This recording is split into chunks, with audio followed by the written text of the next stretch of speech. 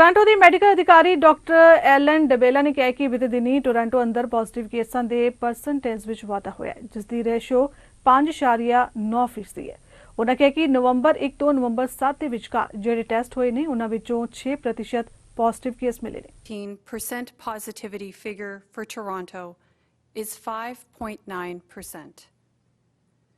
This means out of all the Toronto residents who tested for COVID-19 between November 1st and November 7th, just shy of 6% tested positive.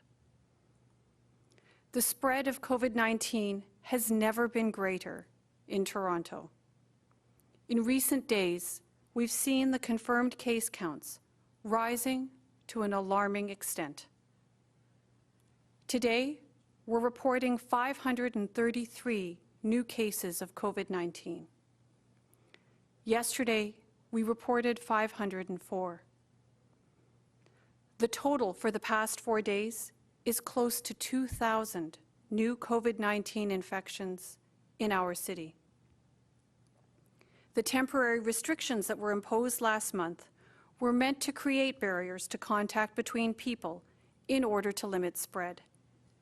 We have seen some success. In late September, we had seen increased case counts downtown in neighborhoods where socializing was high and that are home to many bars and restaurants. In the waterfront communities and the island neighborhood, for the period from September 18th to October 10th, the COVID-19 case rate was 275 per 100,000 people. The temporary restrictions began on October 10th. And for the 3-week period ending November the 8th, the case rate had dropped to 49 per 100,000 people. In Little Portugal, another downtown neighborhood with a relatively young population and many bars and restaurants, the COVID-19 case rate for the 3 weeks ending October 10th was 604 per 100,000 people. And by November the 8th, it was 77 per 100,000 people. We don't want to surrender what we've gained from implementing these measures.